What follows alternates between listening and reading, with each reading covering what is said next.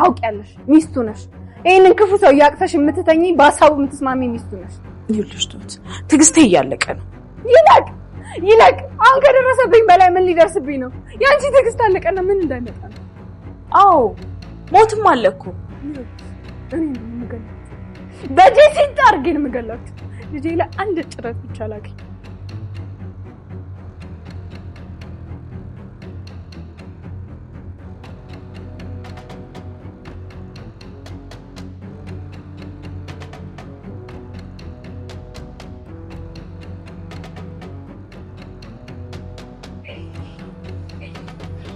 ናልጄ ና ግባ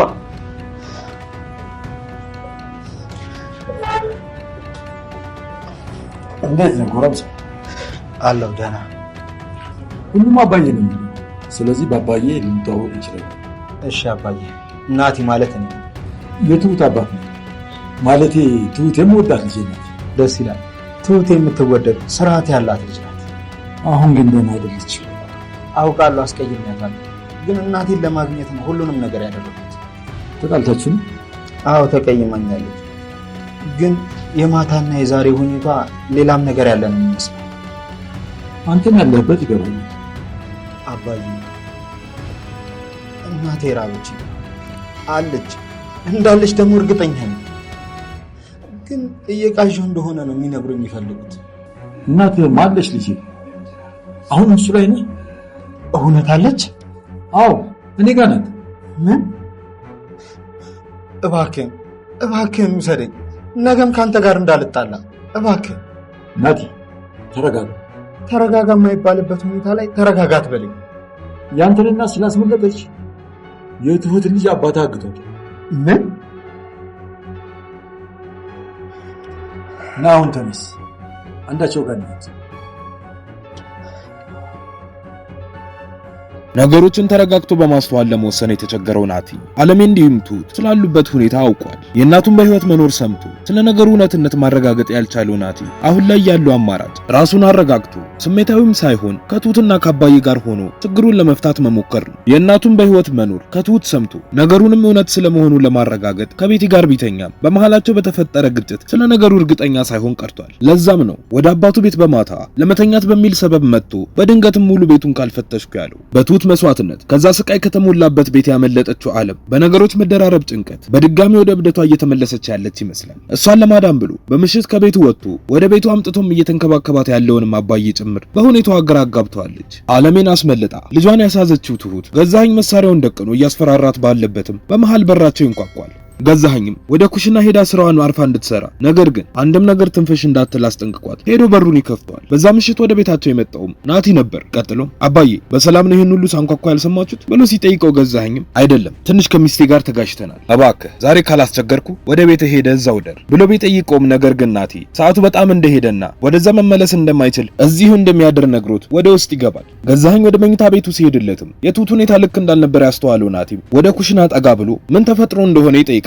በነገሮች ተጨንቃ መፍትሄ ያጣችው ትሁትም ከቦታው ላይ ዞር እንዲልላት ትነግረዋለች። የሁለቱን የሹክሹክታ ድምጽ የሰማው ገዛኸኝም ወደ እነሱ ጋር መጥቶ ናቲን ብቻዋን እንድትሆን እንዲፈቅድላት ወደ ቦታም ጋር ሄዶ እንዲተኛ ነግሮት ወደ መኝታ ቤቱ ይመለሳል። ወደ ውስጥም ገብቶ ከባለቤቱ ቤቲ ጋር ማውራት ይጀምራል። እሷም ቀጥላ ምን ለማድረግ እያሰበ እንዳለ ትጠይቀዋለች። ገዛኸኝም አንድና ብቸኛ ሐሳቡ ሴትዮዋን ወደዚህ መመለስ እንደሆነ ይነግራታል። በወሬያቸው መሃልም ናቲ መኝታ ቤት በራቸውን በርግዶ ወደ ውስጥ ይገባል። ቀጥሎም ሙሉ ቤታቸውን መፈተሽ እንደሚፈልግ ይነግራቸዋል። ገዛኸኝም በንዴት መፈተሽ ትችላለህ፣ ነገር ግን ናቲ በድጋሚ የመኝታ ቤት በሩን ሳታንኳኳ ወደ ውስጥ እንዳትገባ ብሎ ይለዋል። ናቲም እነሱ ካሉበት መጸዳጃ ቤት ጀምሮ ሁሉንም ክፍል ከፈተሸ በኋላም ገዛኸኝ ይቀጥልና ሰማኛለህ ናቲ የማንንም የመንደር አሉባልታ እየሰበሰብክ እኔን አታድክመኝ፣ አሁን ሰዓቱ በጣም መሽቷል፣ በቃ ሂድና ወደ ቦታህ ተኛ ብሎት ወደ መኝታ ቤቱ ይመለሳል። በዛን ሰዓት ትሁት መኝታ ቤቷ ውስጥ ሆና ስለ ልጇ ወደ ፈጣሪዋ እየጸለየች ነው። ጌታዬ ሆይ እባክህ ልጄን ጠብቅልኝ፣ እኔ መልካም ነገር ለማድረግ በሞከርኩ ልጄን አታስቀይብኝ፣ ልጄንም እንዳላጣት ጠብቅልኝ ብላ ሁሉንም ነገር ለፈጣሪዋ ትታ እንቅልፏን ትተኛለች። በዛን ሰዓት በዓለም መጥፋት እንቅልፍ የሚባል ነገር ባይናቸው አልዞር ያላቸው ገዛኸኝና ቤቲም ተቀምጠው እያወሩ ነበር። እሱም ቀጥሎ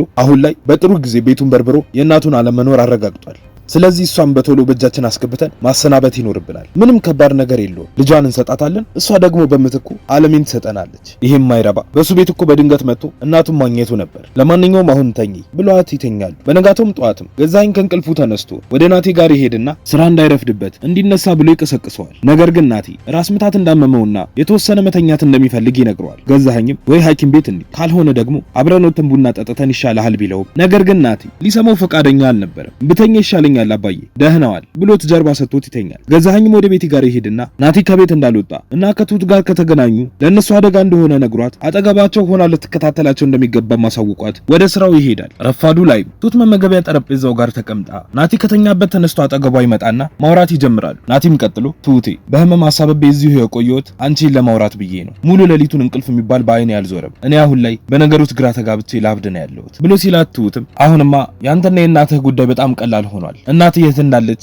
ብላ ልትነግረው ስትጀምር በመሃል ቤቲ ትመጣና ታቋርጣታለች። ትሁትም ተነስታ ወደ መኝታ ቤቷ ስትገባ ቤቲም ተከትላት ትገባና ይኸውልሽ ትሁት በቃ ልጅሽን ከፈለግሻት ምንም ነገር ትንፍሽ እንዳት፣ አሁን ግን አልሰማ ካልሽ በኋላ ላይ ቤቲ ምን አለች ነው የምትይ ብላ ታስፈራራታለች። በዛን ሰዓት አባዬ አለሜ ወደተኛችበት ክፍል ይገባና እንዴት ነሽ አለሜ እንቅልፍ ባይንሽ የዞረ አይመስል ብሎ ሲላት እሷም አዎ እንቅልፍ አልተኛውም እባክህ ዛሬ ልጄን አምጣና አሳየኝ ብላ ስትጠይቀው አባዬም እኔ እኮ ልጅሽን አላውቀውም ብሎ ሲላት አለሜም በንዴት ቆይ እንዴት ልጄን ካላወቅ እኔን እንዴት አወቅኝ ብላ ተጠይቀዋለች። አባዬም ተረጋጊ አለም አንቺም በትሁት ምክንያት ነው ያወቅኩሽ ልጅሽንም ለማወቅ እሞክራለሁ ነገር ግን ስህተት እንዳንሰራ የትሁት ነብስ የማታውቅ ልጇ እነሱ ጋር ነው ያለች ብሎ ሲላት አለሜም እሺ ብላ ትመልስለታለች። አባዬም ከክፍሉ እንደወጣላት አለምም ቀጥላ እናንተስ ቆይ ማን ናችሁ? ትሁትስ ማን ናት? እንዴትስ ላምናችሁ ቻሉ? ብላ ራሷን በጥያቄ ማጨናነቅ ትጀምራለች። በዛን ሰዓትም አባዬ የናቲን ስልክ ከትሁት ተቀብሎ ደውሎለት ያወራውና አንድ ቦታ ላይ ይቀጣጠራሉ። ወደ ቤት ተመልሶም ሲመጣ አለም ትመጣና በቁጣ ስትመለከተው አስተውሎ ምነው አለሜ ብሎ ይጠይቃታል። እሷም የቁጣ ስሜቷ ሳይበርድ በንዴት ምነው ትለኛለህ እንዴ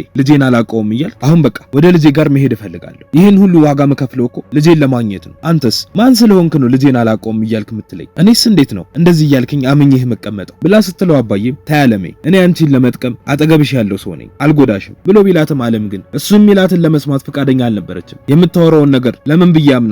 እኔ ማለት እኮ በገዛ ልጄ አባት የተከዳው ሰው ነኝ። ልጄስ ምን ያህል እንደናፈቀኝ ታውቃለህ? ብላ ስጮህበት አባዬም አለሜ ለመረጋጋት ሞክሪ ብሎ ይላታል። ግራ በመጋባትም ከተቀመጠበት ተነስቶ ወደ ውጪ በሩን ቆልፎባት ይወጣል። አለምን በንዴት እንዴ እዚህ መጥቼ በር ይቆልፍብኛል ማለት ነው? ወይኔ መጫወቻው ሆንኩ አይደለ ብላ በንዴት ከራሷ ጋር ታወራለች። አባዬ ከቤት ወጥቶ ከናቲ ጋር ወደ ተቀጣጠረበት ቦታ እየሄደ ባለበትም አንድ መኪና ከኋላ ተከትሎት ያስቆመውና ሹፌሩም ከመኪናው ይወርዳል። ገዛኸኝ ነበር። ቀጥሎም አንተ ሰውዬ ቆይ ግን ከኔ ማምለጥ የምትችል ይመስልሃል ብሎ ሲለው አባዬም ረጋ ብሎ አድናቂ ከሆንክ አንድ ቀን ቡና እየጠጣን ላወራህ እችላለሁ። በሄድኩበት ቦታ ሁሉ ለምንድነው ከስሬ ማገኘህ ብሎ ሲለው ገዛኸኝም ምናልባት አላወቅከኝ ይሆናል በግድ ማንነቴን እንዳሳያህ አታስገድደኝ ይኸውልህ ላስጠነቅቅህ ነው የመጣሁት ብሎ ሲለው አባዬም አንተ በምንም አይነት መንገድ እኔን ልታስጠነቅቀኝ አትችልም። እንደውም ከቻልክ ልጅቷን ልቀቃት፣ አለበለዚያ ግን መግባባት በምንችለው ቋንቋ እንግባባለን ብሎ ሲያስፈራራው ገዛኸኝም እኔን ልታስፈራራኝ አትችልም። ለመሆኑ ግን ማን እንደሆንኩ ታውቃለህ ብሎ ሲለው አባዬም ማን እንደሆንኩኝ ብለህ ስታወራ ምንም እንደሆንክ ገብቶኛል። ዝም ብትል የበለጠ ክብርህ ይታይ ነበር። አንተ ግን ብዙ ለመክበር አወራህ። ብዙ ነገሮች አሳልፌያለሁ። የምደነግጥም ሰው አይደለሁም። ከቻልክ ጭንቅላትህን አሰራው